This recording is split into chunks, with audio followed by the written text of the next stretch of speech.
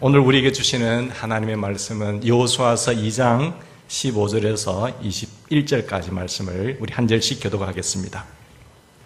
라합이 그들을 창문에서 줄로 달아내리니 그의 집이 성벽 위에 있으므로 그가 성벽 위에 거주하였음이라.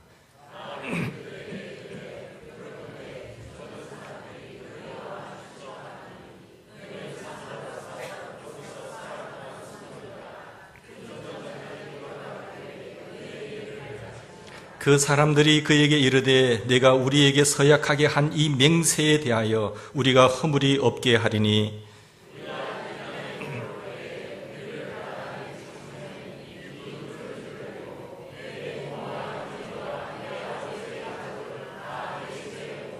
누구든지 내 집 문을 나가서 그리로 가면 그의 피가 그의 머리로 돌아갈 것이요 우리는 허물이 없으리라. 그러나 누구든지 너와 함께 집에 있는 자에게 손을 대면 그의 피는 우리의 머리로 돌아오려니와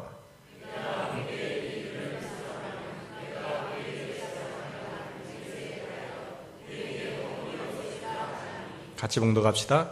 라합이 이르되 너희의 말대로 할 것이라 하고 그들을 보내어 가게 하고 붉은 줄을 창문에 매니라. 아멘. 어떤 부부가 예수님을 잘 믿었지만 그의 10대 아들을 둔 아들 둘이가 참 개망난이 노릇을 해가지고 부모님들이 굉장히 힘들어하는 그런 상황 속에 있었습니다. 근데 이 부모님들이 늘 이 자식들을 위해서 기도하는 가운데 하나님께 주신 말씀이 뭔가 하면 나는 너와 언약을 맺은 언약의 하나님이다 라는 것을 가르치는 거예요. 나는 너희들도 사랑하고 구원하지만 네 자식들도 사랑하는 언약의 하나님이다 라는 것을 말씀하셔서 그 자녀들에게 가르치고 또 해보겠다는 것 아니겠습니까? 우리가 기도할 때 보면 우리도 구원받지만 주변의 사람들을 위해서 언약의 하나님, 그 언약의 말씀을 붙잡는 우리가 되기를 바랍니다. 오늘 본문에도 보면 라합뿐만 아니라 라합의 일가 친척이 다 구원함을 받고 회복되어지는 모습을 우리가 보게 됩니다. 이 정탐꾼들을 평안히 영접한 라합 보십시오. 그 정탐꾼을 평안히 영접하고 또 생명을 위해서 내어보내준 탈출시킨 라합의 가족, 라합의 일가 친척, 이들이 라합이 정탐꾼들에게 뭘 받아내는가 하면 맹세를 받아냅니다. 내가 당신들을 숨겨주고 살려주었으니까 당신네들이 이스라엘 군들이 하나님의 명령대로 여리고 백성들을 진멸하라고 할 때 들어왔을 때 우리 가족들 살려달라고, 그렇게 살려줄 수 있느냐고 말했지요. 그 13절 말씀이에요. 나의 부모와 나의 남녀 형제와 그들에게 속한 모든 사람을 살려주어 우리 목숨을 죽음에서 건져내라. 내가 당신네들 생명 보존했기 때문에 살려준 것처럼 당신들도 나와 우리 일가 친척을 살려달라라는 말씀이죠. 그 정탐꾼들이 뭐라고 응답합니까? 자, 14절 보십시다. 네가 오늘의 이 일을 누설하지 아니하면 우리의 목숨으로 너희를 대신할 것이고 여호와께서 우리에게 이 땅을 주실 때에 인자하고 진실하게 너를 대우하리라. 이렇게 정탐꾼들도 맹세를 하고 하는 것을 보게 됩니다. 여러분, 언약 사상이라고 하는 것은 성경 전체에 흐르는 가장 중요한 사상이에요. 언약의 하나님, 하나님께서 언약을 주시고 그 언약과 우리 언약대로 우리와 관계를 맺으시고 언약의 말씀대로 역사하시는 하나님이신 것을 믿으시기 바랍니다. 그 언약의 본질이 뭔가 하면 라합과 정탐꾼들은 언약을 맺었는데 그들은 새끼손가락 하면서 걸고 하지 않았어요. 그리고 인간 도장 찍고 하지 않았습니다. 여기 보시면 12절 말씀 보십시오. 여호와의 이름을 걸고 언약을 맺지 않습니까? 언약의 하나님 여호와의 이름을 걸고 언약을 한 것을 보게 됩니다. 그들은 목숨을 걸고 언약을 맺었습니다. 만약에 이것이 누설된다고 한다면 이중 죄가 되기 때문에 이스라엘 백성들에게도 마찬가지고 그리고 여리고법에도 마찬가지고 다 죽습니다. 그런데 누설하지 않고 정탐꾼들도 자기의 목숨을 담보로 내놓고 라합 일가도 자기의 목숨을 담보로 내놓아서 목숨을 걸고 여호와의 이름으로 지금 언약을 맺고 있는 것입니다. 유대인의 성공의 비밀이 뭔가 하면요, 언약을 잘 지킵니다. 굉장히 정직해요. 언약의 하나님을 바라보고 모든 사회생활에서 언약을 철저하게 지킵니다. 만약에 내가 물건을 파는데 하자가 있습니다. 우리는 슬쩍 모르게 팔면 된다고 숨기고 팔아버리잖아요. 근데 그들은 장사를 하는 사람들 오면은, 고객 오면은 이런 물건이 하자가 있는데 당신 그래도 사겠느냐고 딱 흠집을 보고 이야기를 해주고 살려면 사고 안 살 본인에게 이야기를 한다는 것이죠. 그만큼 언약 사상을 가지고 있기 때문에 정직하고 바르게 살아가는 것을 보기 때문에 유대인들이 잘 살지 않느냐 이렇게 생각이 듭니다. 여기 라합과 정탐꾼들의 언약도 보면 목숨을 건 언약이었고 목숨을 죽음에서 건져내라 라는 언약이었습니다. 그런데 그 언약의 증표로 무엇을 여기서 나타내고 있습니까? 붉은 줄을 말하고 있죠. 언약의 증표가 있는데 라합과 정탐꾼들의 언약의 증표는 붉은 줄입니다. 라합이 정탐꾼들을 성벽 창문으로 달아내린 붉은 줄이었잖아요. 18절 말씀 보십시오. 18절에 보시면 우리를 달아내린 창문에서 이 붉은 줄, 우리를 달아내린 그래서 생명을 보존해 준 이 붉은 줄을 매라. 이 붉은 줄을 보고 우리가 공격해 들어왔을 때 당신의 집을 생명을 지켜줄 것이다 라는 거죠. 이 증표가 뭐입니까? 정탐꾼과 라합의 가정의 언약의 증표는 이 붉은 줄인 거죠. 그렇다고 한다면 이 정탐꾼들도 그 붉은 줄이 생명줄이었습니다. 그 생명줄로 자기들 살았어요. 그리고 라합의 가정의 일가들도 보면 이 붉은 줄이 그들의 생명줄이죠. 그 증표를 보고 자기들의 생명이 일가가 다 살아남았기 때문에 언약에는 여러분 증표가 있습니다. 언약의 증표는 언약을 확실하게 하는 표시잖아요. 뭐 도장을 찍는다든지 우리 그래서 인감 도장을 찍는다든지 뭐 약속을 하지 않습니까? 계약할 때. 근데 하나님께서는 우리와 맺은 것이 뭔가 하면 이 언약 사상이라는 사실. 성경 전체로는 맥이죠. 여러분 하나님께서 애굽의 촛대생들을 다 죽이러 갈 때에 그 언약에 뭘 보고 무슨 표를 보고 죽음의 사자들이 유월을 했습니까? 예, 피. 어린 양의 피를 보고 죽음의 사자가 그 집은 뛰어넘습니다. 유월하게 해서 생명을 지키게 되죠. 뿐만 아니라 시내산에도 보면 피가 그 언약을 대신한다고 했습니다. 예수님의 경우도 보면 예수님의 피가 언약의 증표라고 성경에 곳곳에 이야기합니다. 여기 라합의 경우도 보면 붉은 줄이 그들의 생명줄이었고 언약의 표징이었다라는 것을 우리가 알 수 있습니다. 그러면 이 언약의 조건으로 보면 라합과 정탐꾼의 언약에는 조건이 있었는데 첫째는 붉은 줄을 매라. 18절 말씀해 보세요. 붉은 줄을 매고 창문에 붉은 줄을 매지 않으면 살 수 없다는 거죠. 어느 집이 우리 정탐꾼을 도와준 집인지 모른다는 거죠. 그러니까 이 붉은 줄을 매라고 했고 두 번째는 뭡니까? 그 붉은 줄을 맨 그 집안에 머물러 있으라는 거예요. 붉은 줄을 맨 그 집안에 머물러 있어야지 집 밖에 있으면 죽음의 그 이스라엘 군들이 왔을 때에 다 진멸할 때에 다 죽게 된다는 그 사실 아니겠습니까? 뿐만 아니라 누설하지 말라는 겁니다. 라합의 일가가 그 언약을 누설하면 죽습니다. 라합이 누설하면은 여리고와 이스라엘에게 이중 반역자가 되기 때문에 이중 죽음을 당하게 되지요. 그래서 누설하지 말라. 그렇다고 할 때 라합 일가가 언약을 누설하면 여리고 사람에게 죽든지 이스라엘 사람들에게 죽든지 죽게 됩니다. 라합과 정탐꾼을 맺은 이 언약에서 가장 중요한 것이 뭘까요? 붉은 줄입니다. 라합에 있어서도 이 붉은 줄, 그리고 정탐꾼들에게 있어서도 보면 이 붉은 줄이 생명줄과 같았기 때문에 굉장히 중요합니다. 그러면 이 붉은 줄의 의미가 무엇일까요? 선명한 표시인데 어떤 학자들은 붉은 줄이 선명하게 보여주는 표시다라고 말을 합니다.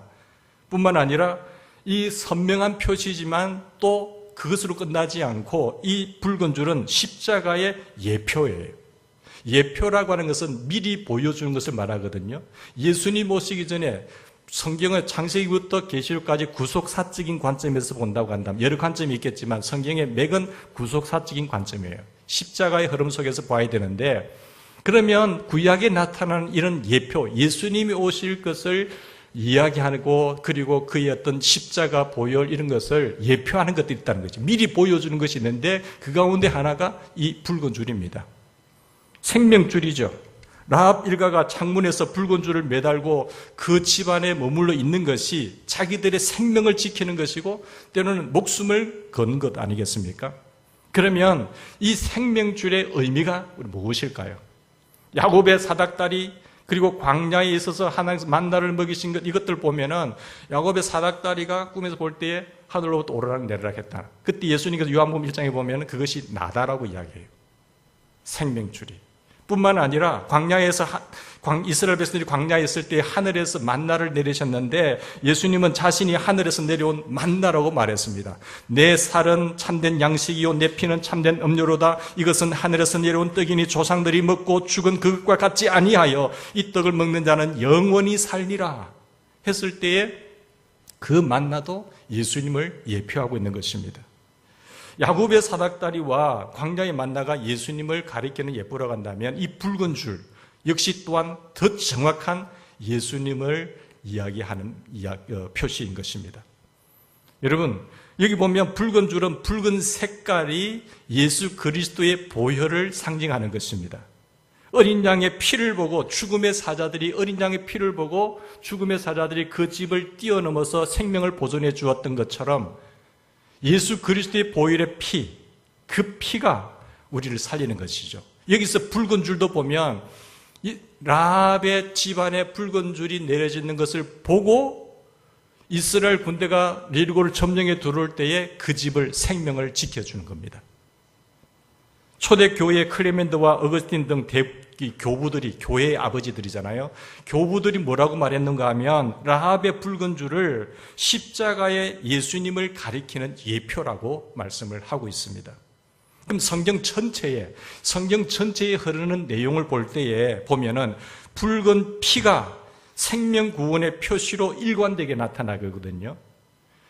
예수 그리스도의 생명 구원의 표시가 붉은 피인데 레위기 17장에 보면 구약의 제사가 많이 제사 제도가 있을 때 제사 제도의 핵심이 뭘까요? 피입니다. 그때는 짐승을 잡아서 피를 가지고 우리 죄를 속죄함을 받지 않습니까? 그 흐름 뿐만 아니라 히브리서 9장도 보면 율법을 따라 그의 모든 물건들이 피로서 정결하게 되나니 피 흘림이 없은즉 뭐가 없다고요? 사함이 없다고 했어요. 그런데 계속해서 예배의 중요성은 피인데 그 피를 지금은 단번에 어린 양 대신 예수님 때문에 우리가 짐승의 피를 잡지 않는 거예요. 그게 율법의 완성이에요. 뿐만 아니라 요한복음 6장 53절 이하에도 보면 예수님도 이 점을 분명히 하셨습니다. 내가 진실로 너희에게 이르노니 인자의 살을 먹지 아니하고 인자의 피를 마시지 아니하면 너희 속에 영생이 없느니라. 내 살을 먹고 내 피를 마시는 자는 영생을 가졌고 마지막 날에 내가 그를 살리리라. 뭘 보고요? 피를 보고. 성경 전체에 피를 통한 죄 사함의 원리가 쭉 흐르고 있습니다. 예수 그리스도의 보혈이 쭉 흐르고 있는 것이죠. 그것을 예표를 항쟁하는 것을 구절을 다 뽑아낼 수 있지만 그 예표를 통해서 뭘 봐야 됩니까? 예수 그리스도를 보고 십자가를 보셔야 된다는 겁니다. 여러분, 예수 그리스도의 보혈은 여러분의 죄 때문에 흘리신 것을 여러분 믿으십니까? 예수 그리스도께서 흘리신 그 피, 그분은 죄가 없으세요. 그 죄가 없음에도 불구하고 예수님께서 십자가의 보혈을 그 피를 흘리셨다. 찢기시고 상하시고 피를 흘리셨다. 우리의 죄 때문에 흘리셨다는, 나의 죄 때문에 흘리셨다는 것을 여러분 믿으십니까? 그러면 여러분 구원받았습니다. 그런데 예수님께서 흘리신 그 보혈, 이것이 믿어지지 않으면, 나를 위해서 나의 죄 때문에 흘리셨다고 하는 사실이 믿어지지 않으면 그 사람은 크리스찬이 아닙니다. 그래서 이 진리 앞에 심각하게 여러분이 응답을 하셔야 돼요. 이게 믿어져야 됩니다. 인간이 죄사함 받는 것은 문선명 씨의 피가 아니라, 이만희 씨의 피가 아니라, 그 어떤 박태선 씨 피가 아니라 예수 그리스도의 피가 내 죄를 사하는 거예요. 이게 굉장히 중요합니다. 이게 믿어져야 돼요. 그래서 나의 나된 존재는, 우리 이 세상은 잠시 잠깐이잖아요. 영원한 세계에서 영원한 하늘나라에 입성하는 것은 그 피를 믿고 그 피가 내 죄사함을 받고 내가 그 하나님 나라에 들어가는 거죠. 믿고.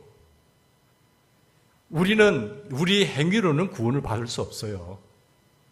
그렇기 때문에 우리에게 지은 죄, 원죄부터 해가지고 흐르는 그 죄를 지금도 양을 잡고 소를 잡아야 되겠지만 예수 그리스도의 피에 의지해서 우리가 참회의 기도를 드리고 죄사함을 받고 하나님 앞에 나가지 않습니까? 여러분 이걸 믿으시기 바랍니다.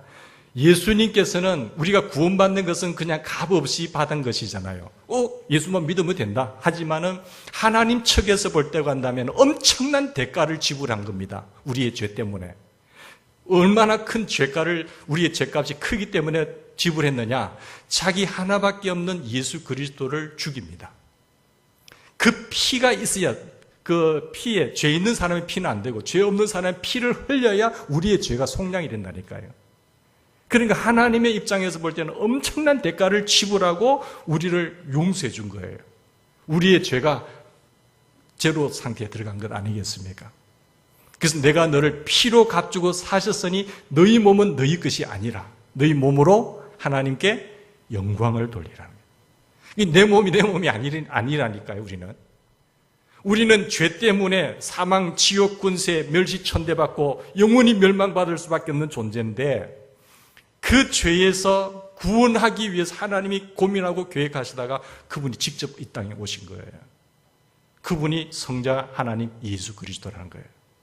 그러니까 피 흘림이 없어는 사함이 없다고 하는 그 언약 때문에 그 피를 자기 아들 죄가 없는 그 피로 말미암아 우리에게 뿌려서 우리를 용서해 준 것이라는 것 아니겠습니까?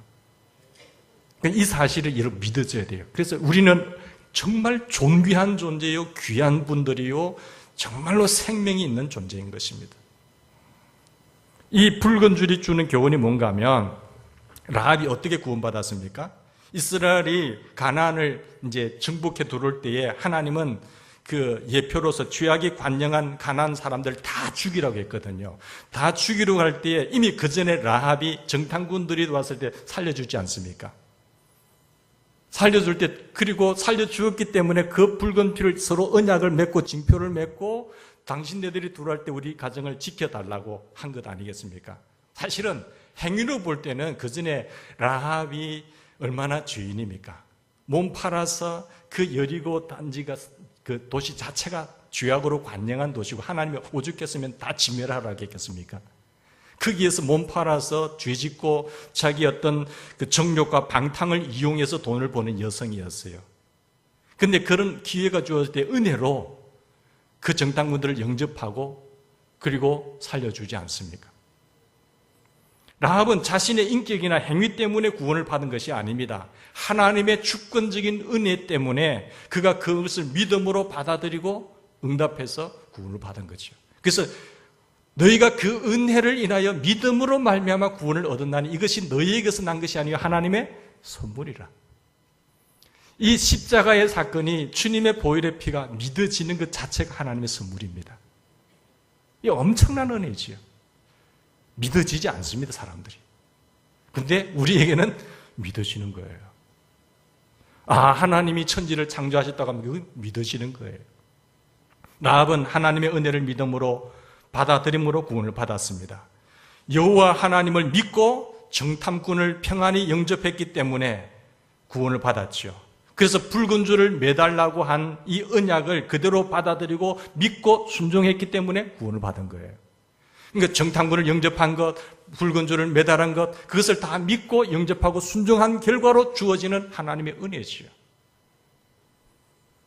여러분, 미국에서 노예를 팔고 살 때 일인데 노예 시장에 사람들이 많이 모여 있습니다. 노예들은 마치 짐승처럼 끌려다니기 때문에 이제 돈이 필요할 때는 노예가 필요 없을 때는 노예로 또 이제 팔아 넘깁니다. 그래서 노예 시장에 보면은 남자도 있고 여자도 있고 뭐 노예들 가운데 여러 종류의 사람이 있어요. 근데 건장한 이 남자 노예에게는 사람들이 보고 근육도 만져보고 야, 이 노예 쓸만하네 하면서 돈을 좀 더 지불하고 사갑니다. 그리고 좀 더 괜찮은 잘 보인 뭐 멋있게 보이는 그런 여자 노예에게는 야, 괜찮네 이러면서 이제 상품을 보는 거죠. 근데 그 노예들 가운데 이 여자 소녀가 있었습니다. 좀 그 흑인 노예지만은 그래도 뭐 외모적으로 괜찮은가 봅니다. 근데 사람들이 이제 경매를 붙일 때에 할 때 한 그 신사가 있었는데 신사를 보고 참 마음이 안타까웠어요. 그래서 그날에 그 노예 그 시장에서 값을 지불한 금액의 2배를 가지고 이 소녀에게 내가 사겠다고 이야기를 한 겁니다.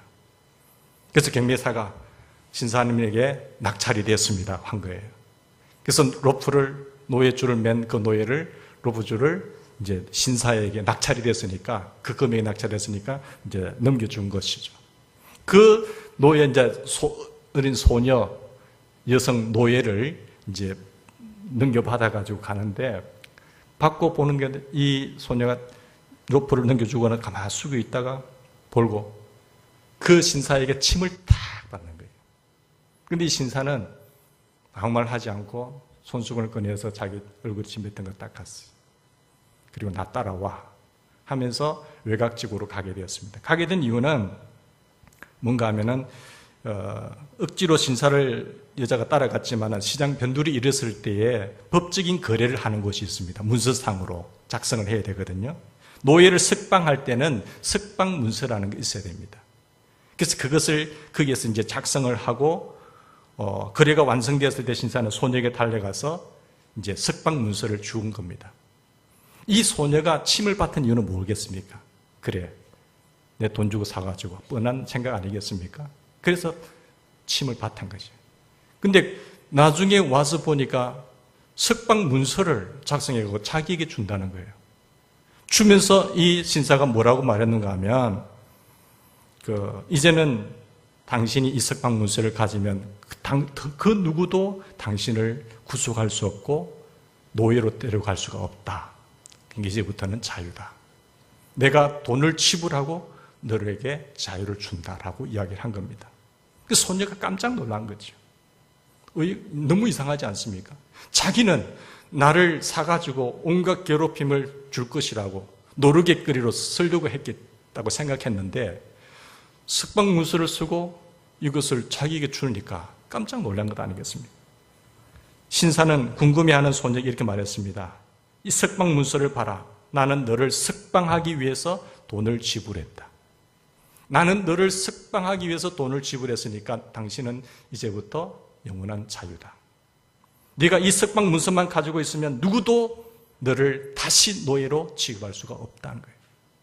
이 말을 듣고 이 소녀가 멍하면서 저를 돈을 지불하고 자유를 주셨다고요? 저를 석방하기 위해서 돈을 주셨다고요? 저에게 자유를 주시기 위해서 돈을 주셨다고요? 저에게 이런 놀라운 기회에 석방하기 위해서 돈을 지불하셨다고요? 저를 위해서 돈을 지불하셨다고요? 계속해서 몇 번이나 반복한 겁니다. 소녀가 이 말을 반복하자 조금 전에 노예 석방에 점점 더 확실해지면서 아저씨가 저를 석방시키기 위해서 돈을 주셨다고요? 생전 모르는 사람이 나를 석방시키기 위해서 돈을 지불하셨다고요? 이제는 제가 자유라고요? 이제는 다시는 아무에게도 노예 생활을 하지 않아도 된다고요? 계속 반복하는 거예요. 믿어지지 않으니까. 소녀는 석방 문서를 손에 들고 신사의 발 앞에 엎드려 엉엉 웁니다. 저에게 석방시키기 위해서 돈을 지불하셨다고요? 기쁨과 감사의 눈물을 흘린 뒤 소녀는 말했습니다. 저를 석방시키기 위해서 돈을 그렇게 많이 지불하셨다고요? 이제부터 저는 아저씨를 섬기겠어요. 이 자유로 저는 아저씨를 섬기겠어요. 한 겁니다. 너무 고마웠어요. 예수님 이렇게 말하십니다. 여기 이 석방 문서를 봐라. 내가 너를 석방하기 위해서 보혈을 흘렸다. 내가 너를 석방하기 위해서 죄의 고통과 아픔에서 너를 건지기 위하여서 석방하기 위해서 나는 피를 흘렸다. 이제 영원히 죄와 사망의 노예에서 해방되었으니까 너는 자유자다 라는 말씀입니다. 예수 그리스도의 보혈이 우리를 죄와 사망에서 해방한 석방 문서입니다. 엄청난 값을 지불하고 대가를 지불하고 그 비싼 값을 지불하고 우리를 사셨어요. 죄의 노예에서 사망의 노예에서 우리를 건졌어요. 그래서 자유란 거예요. 예수 그리스도의 피 때문에 우리에게는 살 길이 열렸습니다. 하늘문이 열렸습니다. 그래서 새로운 가치관이 생겼습니다. 오늘 13절 말씀 보십시오. 라합은 나의 부모와 나의 남녀 형제와 그들에게 속한 모든 사람을 살려두어 우리 목숨을 죽음에서 건져내라. 건져내라. 내 영이 주를 찬양합니다. 내 영이 주를 찬양합니다. 이제는 진노와 고통과 두려움과 불안과 사망의 노예에서 완전히 자유가 된 거예요. 누구 때문에요? 그의 피 때문에. 예수의 보혈 때문에 우리는 자유자가 된 겁니다. 나만 구원을 받는 것이 아니라 여기 라합이 구원을 받고 자기 일가 친척을 다 구원해내는 은혜를 입지 않습니까? 안드레도 자기 형제 베드로에게 복음을 전했습니다. 한센 병자도 자기 주변의 사람들이 가족들에게 복음을 전해서 구원시켰습니다. 가족들에게 복음을 전하지 않는다고 한다면 지옥엔 간 자들이 울부짖어요. 부자와 나사로의 비유에 보면 그렇지 않습니까? 부자가 이 땅에 단절하고 죽어서 가보니까 지옥에 떨어진 거예요. 너무 고통스러워서 나사로를 불러서 저에게 물 한 방울만 떨어져서 혀를 서늘하게 해주십시오 라고 부르짖는 거예요. 부탁을 하는 겁니다. 그때 하나님께서 뭐라고 하는가 하면 내 형제 5이 있습니다. 부자가 말하기를 이 고통받는 곳에 있는데 내 형제 5이 있으니 그들에게 증언하게 하여서 내가 나로 좀 보내어서 증언하여서 그들로 이 고통받는 곳에 오지 않게 해주십시오. 내가 죽겠나이다. 저들은 오지 않게 해달라고 내를 좀 보내달라고. 거기에는 살아있는 증언자들이 많으니까 그들의 말을 듣지 않는 사람들이 네가 나가서 전한다고 하더라도 듣지 않으니까 너는 안 돼. 너무 괴로워서 부탁을 했지만 저들은 내가 가서 보니까 너무 힘든 곳이고 고통스러운 곳이니까 저들 내 형제 5명은 이곳에 오지 말게 해달라고. 거기에서 전도의 중요성을 알았던 것 아니겠어요? 지옥 가서 기도의 중요성을 알은 거예요. 어떤 여성도가 꿈을 꾸었습니다. 하늘로부터 두루마리를 된 편지 한 통이 내려왔는데 그 두루마리에는 아버지에게 속히 편지를 쓰라는 내용이에요. 근데 바쁘고 그러니까 편지를 쓰는 것을 미루었습니다. 2번, 3번까지 그 꿈에 보여진 겁니다. 편지를 쓰라. 속히 아버지에게 편지를 쓰라. 복음 메시지를 쓰라는 것 아니겠습니까? 예수 그리스도의 복음 메시지를 써서 아버지를 구원해내라는 거 아니겠어요? 근데 바쁘다는 이유 때문에 핑계하고 미루다가 2달 후에 소식을 받았어요. 아버지 돌아가셨다는 소식. 그때 땅을 치고 통곡하는 무슨 소용이 있겠어요? 가슴에 못이 되어서 박힌 거예요. 내가 그때 왜 그렇게 하지 않았던 거. 하나님께서는 꿈을 통해서도 보여주셨는데 왜 내가 바쁘다는 이유 때문에 그렇게 하지 않았던 거라는 거예요. 복음을 전했더라고 한다면 많은 세월이 흐른 지금까지 후회하고 있지는 않았을 텐데 라는 것입니다. 여러분, 무엇이 제일 중요합니까? 이 땅에 100년도 중요하지만 영원한 세상에서 100년도 아니고 1000년 만년 살아가는 그 세상에서 지옥에서 고통 속에 삶을 보낸다고 한다면 그보다 더 큰 저주가 어디 있겠어요? 영원한 천국에 갈 수 있는 길을 은혜로 길을 열어놓았음에도 불구하고 예수님께서 천국을 이어갈 수 있는 길과 생명이 되심에도 불구하고 내가 구원을 입었음에도 불구하고 내 일가 친척 내 가족에게는 그것을 전하지 않는다고 한다면 우리는 영적 자폐증 환자가 아니겠습니까? 기독교인들이 거의 80%가 영적 자폐증에 걸려 있습니다. 천국이 좋음에도 불구하고 구원의 은총이 최고 귀한 것인가를 알면도 불구하고 나만 구원받겠다는 것 아니겠습니까? 예수님을 믿으니 마음이 편해요. 예수님을 믿으니 너무 좋아요. 그 예수님에 대해서 왜 증거하지 못하냐는 거예요. 그리고 우리는 전할 뿐만 아니라 뭐 해야 돼요? 기도하셔야 돼요. 내 형제들 가운데, 내 가족들 가운데 아직도 이 구원의 은총을 누리지 못하는 분이 계시다고 한다면 우리는 늘 기도해야 될 줄 믿습니다. 세상의 억만금을 본다고 하더라도 그 영혼이 구원함을 받지 못한다고 한다면 아무런 의미가 없잖아요. 최고의 축복은 내 영혼이 구원받는 것이고 그 다음에 더 큰 축복은 주님의 나라를 위해서 쓰임받는 복이에요. 예수님을 믿으면 죄와 사망에서 해방된다는 것을 우리는 전해야 됩니다. 예수님께서는 이 모든 길을 다 열어놓으셨기 때문에 이 피만 믿으면 그 피가 우리 죄를 사했다는 것을 믿고 예수님을 구주로 영접하면 다 구원받아요. 이것을 미루어야 될 것이 아닙니다.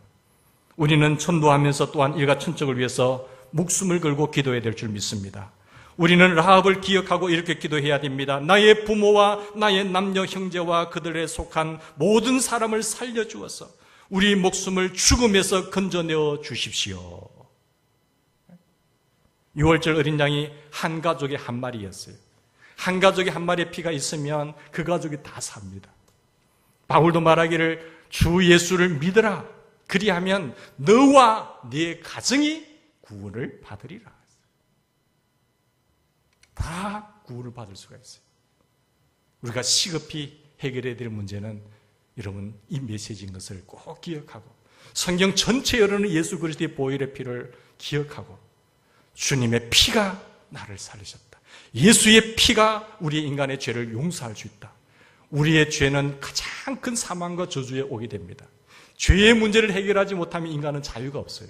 그런데 예수의 피가 우리의 죄를 사한다는 사실을 믿고 예수 안에서 승리하시고 나뿐만 아니라 우리 주변이 다 구원함을 얻는 그런 은혜 속에 있기를 바랍니다.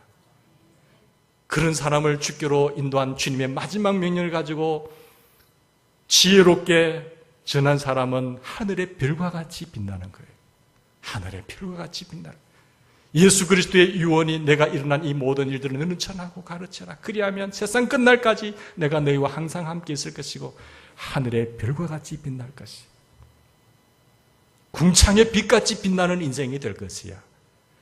우리가 무엇을 하든지 이 사실을 꼭 기억하고 우리 모든 주변의 사람들이 구원함을 얻는 그런 은혜와 축복이 넘치기를 바랍니다. 우리 같이 기도하십시다.